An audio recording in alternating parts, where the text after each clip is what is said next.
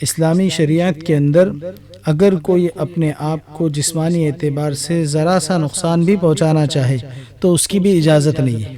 اگر کوئی جینے کی وجہ نہ ہو تب بھی جینا فرض ہے، اگر پھر بھی حل نہ نکلے تو برداشت کرے، لیکن خودکشی کرنے کی اجازت شریعت میں نہیں ہے۔ زندگی کے مسائل اور مشکلات سے راہ فرار اختیار کرنا اور آزمائشوں اور اپنی ذمہ داریوں سے بھاگ نکلنے کی ایک غیر قانونی، غیر انسانی اور غیر اخلاقی تدبیر ہے کہ انسان اپنے آپ کو کسی مہلک چیز سے ختم کر دے۔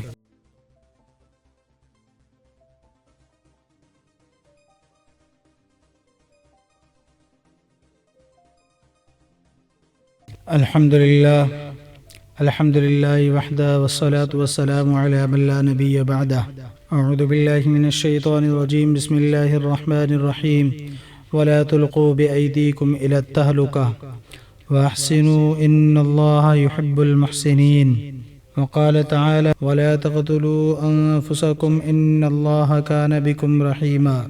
انسان کی جان، ہر انسان کی روح اللہ کی طرف سے اس کے پاس امانت ہوتی ہے، جس میں خیانت کرنے کا حق کسی کو بھی حاصل نہیں ہوتا۔ اسی وجہ سے خودکشی کرنا یعنی اپنے آپ کو خود ہی مارنا اللہ تعالیٰ کی امانت میں خیانت کرنے کی وجہ سے اسلام میں حرام ہے، اور یہ ایک گناہ کبیرہ ہے، یعنی بڑے گناہوں میں سے ایک گناہ ہے۔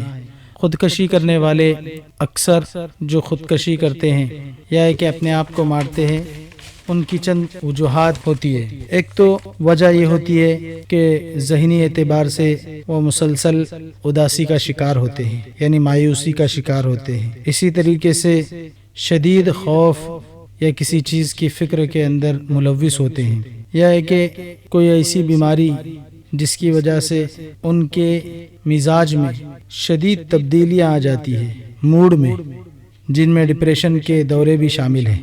اسی طریقے سے خودکشی کرنے والے جو حقیقت ہوتی ہے اس کو نظر انداز کر کے اس کی ایک بگڑی ہوئی شکل اپنے دماغ میں بنا کر اس کو وجہ بنا کر خودکشی کرتے ہیں۔ اسی طریقے سے خودکشی کرنے والے تنہائی اور علیحدگی کی وجہ سے خودکشی کرتے ہیں کہ جب کبھی کسی وجہ سے ماحول یا ایک رشتہ دار یا ایک ایسی وجوہات جس میں شادی بیاہ یا طلاق کا ہو جانا، جب یہ لوگ ان چیزوں سے علیحدہ ہو جاتے ہیں تو یہ علیحدگی اور تنہائی بھی خودکشی کا سبب بنتی ہے۔ اور آج کل نوجوان ملازمت کی جگہ پر کسی کے ہراساں کرنے کی وجہ سے، کسی کے پریشان کرنے کی وجہ سے، تشدد اور زیادتیوں کے شکار بننے کی وجہ سے جسمانی طور پر، جذباتی طور پر، جنسیاتی طور پر خودکشی کر بیٹھتے ہیں۔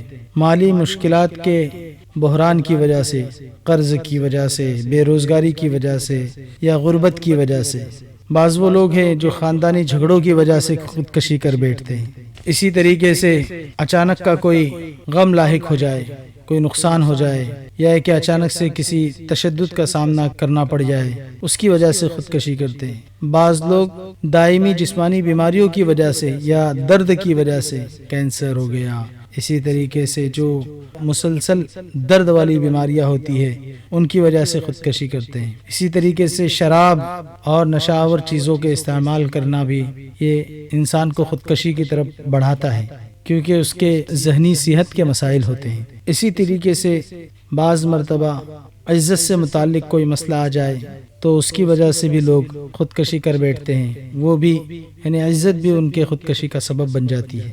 اسی طریقے سے کسی اور کی خودکشی بھی خودکشی کا سبب بن جاتی ہے۔ قریبی تعلق والا جس نے خودکشی کر لی، اس کی وجہ سے بھی کوئی خودکشی کر بیٹھتا ہے۔ یہ ساری وجوہات ہیں جس کی وجہ سے لوگ خودکشیاں کرتے ہیں۔ اسلام میں کسی بھی وجہ سے خودکشی کرنے کی اجازت نہیں ہے، اور جو لوگ خودکشی کر رہے ہیں وہ اصل میں اپنی زندگی کے اندر آنے والے حالات پر، اپنی زندگی میں آنے والے حالات سے راہ فرار اختیار کر رہے ہیں۔ ان کے اندر اس بات کی ہمت نہیں ہے کہ جو چیزیں آ رہی ہیں ان سے مقابلہ کر سکے۔ سب سے پہلی چیز یہ ہے کہ انسان کو چاہیے کہ آنے والے حالات پر اپنے آپ کو اس بات کے لیے تیار کرے کہ یہ جو حالات ہیں یہ بھی اللہ تبارک و تعالیٰ کی طرف سے ہیں۔ اللہ تبارک و تعالیٰ یا تو میرے گناہوں کو معاف کرنے والے ہیں یا کہ میرے اجر کو بڑھانے والے ہیں، لیکن حالات سے آدمی بیزار ہو کر، حالات سے آدمی مجبور ہو کر خودکشی کی طرف قدم اٹھائے، یہ نہ عقل میں آنے والی بات ہے اور نہ شریعت میں اس کی اجازت ہے۔ اللہ تبارک و تعالیٰ نے خودکشی کے معاملے کے اندر قرآن کریم کے اندر صاف فرمایا ہے کہ اپنے آپ کو ہلاکت کے اندر ڈالنے کی اجازت بالکل نہیں ہے، بلکہ اسلامی شریعت کے اندر اگر کوئی اپنے آپ کو جسمانی اعتبار سے ذرا سا نقصان بھی پہنچانا چاہے تو اس کی بھی اجازت نہیں ہے۔ یہ جو روح ہے، یہ جو جسم ہے، یہ اللہ تبارک و تعالیٰ کی دی ہوئی امانت ہے، اس لیے قاعدہ کلیہ ہے اسلام میں، اگر کوئی جینے کی وجہ نہ ہو تب بھی جینا فرض ہے، اپنے آپ کو ختم نہیں کر سکتا۔ اسلام نے اپنے آپ کو ختم کرنے کی کسی طریقے پر اجازت نہیں دی، بلکہ حدیث کے اندر آتا ہے کہ اگر کوئی شخص کسی طریقے سے اپنے آپ کو ختم کرتا ہے تو اس کی سزا اس کے لیے اللہ تبارک و تعالیٰ نے جہنم کے اندر ایسی ہی متعین کر کے رکھی ہے جس طریقے سے اس نے اپنے آپ کو ہلاک کیا۔ یعنی اگر کسی دھاردار ہتھیار کے ذریعے سے اپنے آپ کو ختم کیا ہے، یا کہ کوئی ایسی دوا پی کر اپنے آپ کو ختم کیا ہے، یا کہ کوئی ایسا سہارا لے کر اپنے آپ کو ختم کیا ہے، جس طریقے سے اس نے اپنے آپ کو تکلیف کے اندر ڈالا ہے، اللہ تبارک و تعالی اس کو اسی سزا کے اندر اس کو مبتلا رکھیں گے، وہ بار بار اپنے آپ کو ہلاک کر رہا ہوگا۔ اس لیے بلکہ اللہ کے رسول صلی اللہ علیہ وسلم نے ایک بندے کے متعلق فرمایا کہ یہ جہنم میں جائے گا، جبکہ اس کے کارنامے ایسے نہیں تھے۔ صحابہ نے دیکھا کہ جب اس کی موت کا وقت آ گیا تو اس نے اپنے آپ کو خودکشی کر کے ہلاک کیا۔ اس لیے خودکشی سے اپنے آپ کو بچائے، خودکشی سے دور رہیں۔ اسلام میں قطعاً اس کی کوئی اجازت نہیں، بلکہ دنیا کے اندر یوتھینیشیا کے بارے میں مشہور ہے کہ یہ ڈاکٹروں کے ذریعے سے یعنی موت کو طلب کرنا کہتے ہیں، بلکہ اسے تو آج دنیا کے اندر رحم والی موت، اچھی والی موت تصور کیا جا رہا ہے۔ یعنی کوئی شخص اگر بیماری کے اندر مبتلا ہے، ایسی بیماری ہے جس کا علاج نہیں ہو رہا ہے، یا کہ بیماری کے اندر زیادہ تکلیف ہے، تو ڈاکٹر اسے انجیکشن دیتے ہیں اور وہ اپنے آپ کو ختم کر لیتا ہے۔ کئی ملکوں کے اندر اس کی اجازت ہے، لیکن شریعت کے اندر اس کی کوئی اجازت نہیں ہے کہ تم اپنے آپ کو ختم کر سکو، بلکہ دنیا کی معمولی تکلیف جو آخرت کے مقابلے میں واقعتاً معمولی ہے، اس کو ختم کرنے کے لیے آدمی ایسی تکلیف کے اندر پڑ جاتا ہے جو اس سے زیادہ سخت ہے۔ اس لیے ایسی چیزوں سے، بلکہ اگر ایسے خیالات، ایسے وہم، ایسی وجوہات سامنے آئے جن وجوہات کی بنا پر اگر خودکشی کا خیال ذہن میں آئے تو انسان کو چاہیے کہ اس خودکشی کا کوئی متبادل تیار کرے، اس کے علاج کی فکر کرے، اس کو دوسروں کے سامنے جو اس کے حل کو لا سکتے ہیں ان کے سامنے رکھے۔ اگر پھر بھی حل نہ نکلے تو برداشت کرے، لیکن خودکشی کرنے کی اجازت شریعت میں نہیں ہے۔ شریعت نے خودکشی کو کلیتاً حرام کیا ہے۔ اسلام کے اندر خودکشی بالکلیتاً حرام ہے۔ اصل بات یہ ہے کہ زندگی یہ اللہ تبارک و تعالیٰ کی بہت بڑی نعمت ہے، اور اس نعمت کا کوئی بدل بھی نہیں ہے جو جانے کے بعد واپس نہیں آتی۔ انسان یہ نعمت نہ اپنی محنت سے نہ اپنی کاوش سے حاصل کرتا ہے، بلکہ یہ اللہ تبارک و تعالیٰ کا ایک عطیہ ہے۔ ایسا عطیہ ہے جو علم اور تحقیق کی اتنی ترقی کے باوجود ایک سربستہ راز ہے۔ علم اور سائنس کی ترقی اس مقام پر پہنچ چکی ہے، لیکن آج بھی عقل اس گرہ کو کھولنے سے عاجز ہے اور قدرت کے راز سربستہ سے پردہ اٹھانے میں ناکام ہے کہ آخر روح کی کیا حقیقت ہے۔ اور اللہ تبارک و تعالیٰ نے فرمایا ہے قرآن کریم کے اندر کہ یہ میرے رب کا حکم ہے، قل الروح من امر ربی، یہ اس کے پاس خالق کائنات کی امانت ہے، نہ یہ اس کا مالک ہے اور نہ یہ اس کی حاصل کردہ ہے، بلکہ یہ اس کا امین ہے، اس کی حفاظت کی ذمہ داری اسی پر ہے۔ اسی وجہ سے رسول اکرم صلی اللہ علیہ وسلم نے بیماری کا علاج کرنے کی تاکید فرمائی ہے۔ خود آپ صلی اللہ علیہ وسلم نے اپنا علاج کرایا ہے، اور علماء نے لکھا ہے کہ علاج کرانا توکل کے خلاف بھی نہیں ہے۔ حضرات انبیاء علیہم الصلاۃ والسلام بڑے اعلیٰ اور قناعت کے اعلیٰ درجے پر فائز تھے، لیکن پھر بھی علاج کراتے تھے، حفظان صحت کے حصول کی رعایت بھی کرتے تھے۔ کوئی بھی ایسا عمل جو انسان کی صحت کے لیے نقصان دہ ہو وہ جائز نہیں ہے، بلکہ اسلام کے اندر تو اللہ کی عبادت کے اندر بھی ایسے غلو کو پسند نہیں کیا گیا جو اس کی صحت کو برباد کر دے۔ آپ صلی اللہ علیہ وسلم کے زمانے کے اندر ایک صحابی نے یہ معمول بنا دیا، رات بھر عبادت کرتے، دن میں روزہ رکھتے تھے۔